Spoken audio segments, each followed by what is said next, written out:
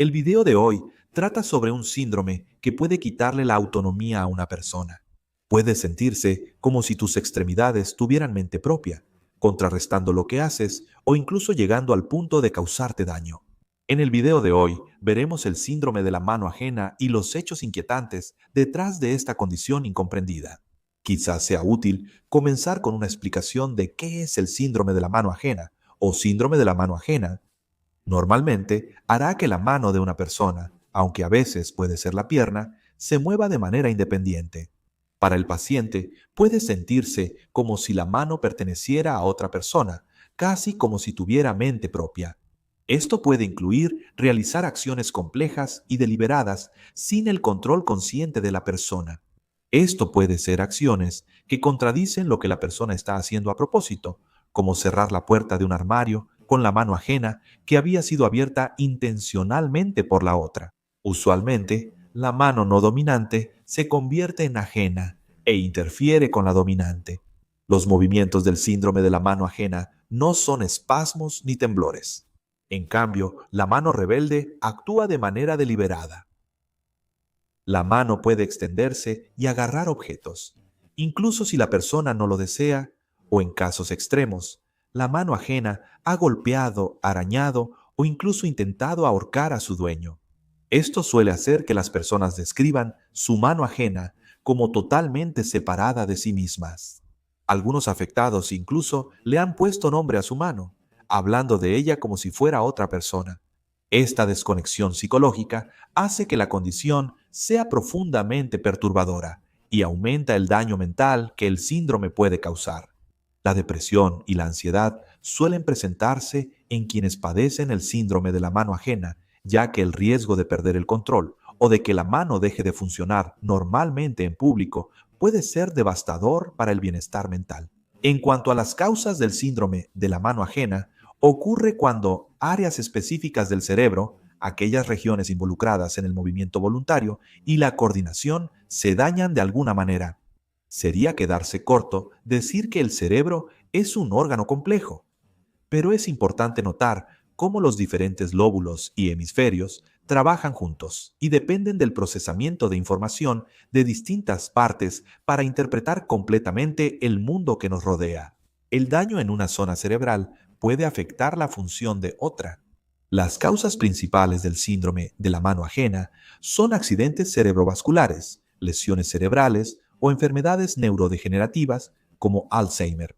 Estas condiciones pueden dañar tres áreas clave en el cerebro que pueden llevar al síndrome de la mano ajena, y dependiendo de qué parte del cerebro esté dañada, se determinará el tipo de síndrome de la mano ajena para esa persona.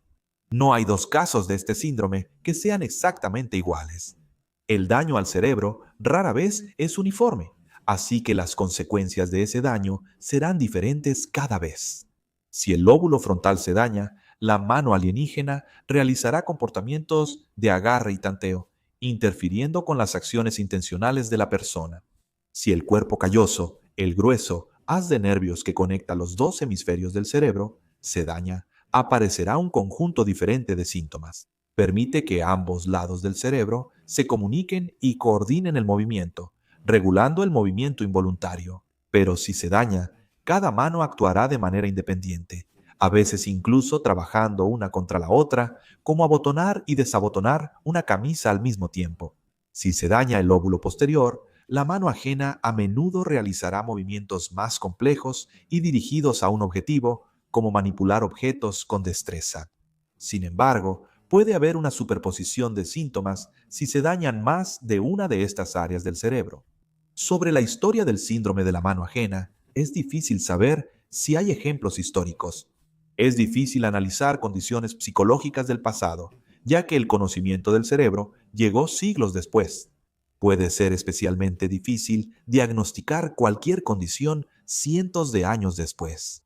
En la Europa medieval, condiciones médicas similares e inexplicables casi siempre se veían a través del lente de la religión y la superstición.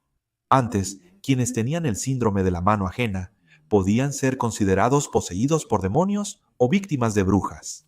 Esto solo puede ser especulativo, ya que hay poca o ninguna evidencia de lo que podría considerarse como síndrome de la mano ajena. Los casos de este síndrome son muy raros, con solo unos pocos registrados clínicamente. En los últimos 20 años ha habido menos de 200 casos confirmados. Es un descubrimiento relativamente reciente. Nuestro entendimiento del síndrome de la mano ajena comenzó en los primeros años del siglo XX. En 1900, el doctor Hugo Lehmann, un neurólogo alemán, escribió extensamente sobre la apraxia. Es un trastorno donde una persona tiene problemas para hacer acciones voluntarias, generalmente tras un derrame cerebral. Esto podría incluir que se le pida a alguien peinarse, pero que no pueda manejar el peine correctamente. Aunque no se enfocó en el síndrome de la mano ajena, sus observaciones sobre pacientes con dificultades motoras y daño cerebral sentaron las bases para futuros descubrimientos. En 1908, el doctor Kurt Goldstein, neurólogo alemán, observó a personas con lesiones cerebrales. Él observó que algunas personas tenían problemas de coordinación o movimientos voluntarios. Goldstein publicó relatos de pacientes que presentaban movimientos automáticos o incontrolados de sus extremidades. Él describió casos en los que la mano de un paciente realizaba acciones complejas sin su intención. A diferencia de los espasmos, estas acciones parecían intencionadas y a veces disruptivas, pero sin relación con la planificación consciente del paciente. Goldstein vio estos movimientos involuntarios como resultado de que el cerebro es un organismo integrado. Él pensaba que un daño cerebral podía causar cambios inesperados en el control motor, la percepción y la intención. En la interpretación de Goldstein, estos movimientos involuntarios no eran aleatorios, sino una señal de que había una ruptura en la coordinación e intención normales del cerebro. Él veía la extremidad como temporalmente autónoma, actuando sin integrarse en el sentido unificado de sí mismo de la persona.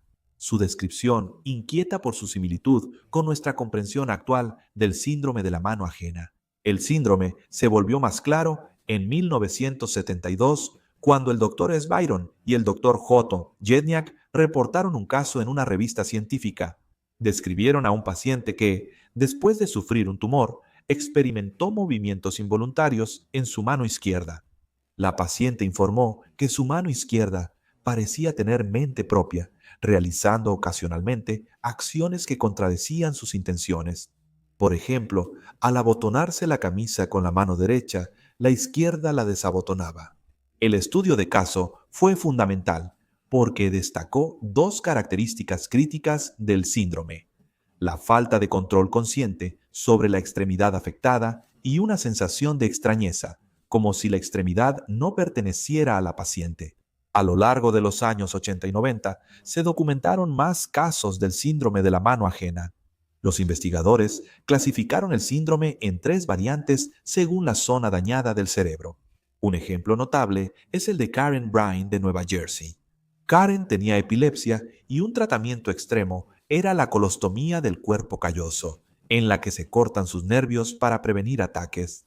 Este procedimiento divide el cerebro en dos al cortar la conexión entre ambos hemisferios. La cirugía de Karen detuvo sus convulsiones, pero le dejó con el síndrome de la mano ajena. Ella fue al doctor para explicar sus síntomas, pero su doctor tuvo que pedirle que dejara de desabotonarse la ropa.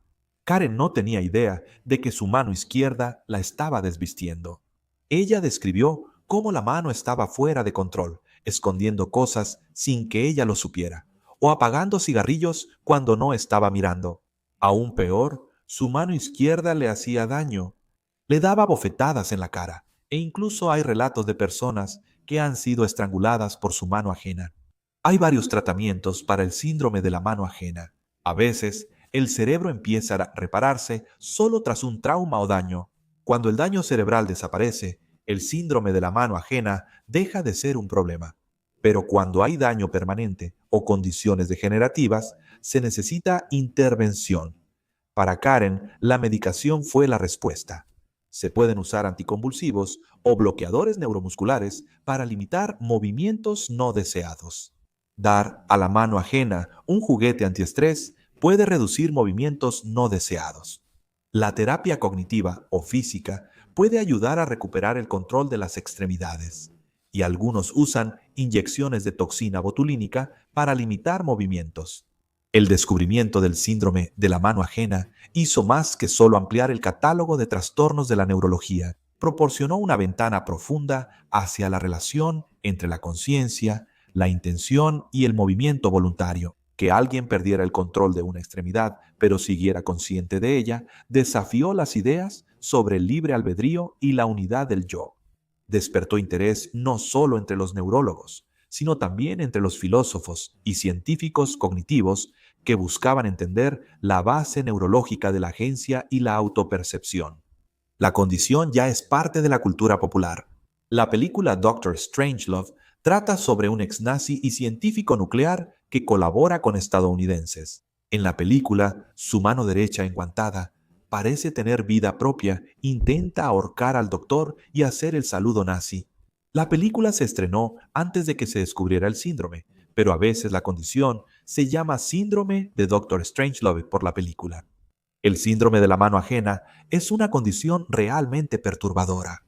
La idea de que tus propios miembros puedan traicionarte es algo difícil de aceptar, parecido a una posesión demoníaca, capaz de causarte daño o angustia mental. Es realmente una condición perturbadora,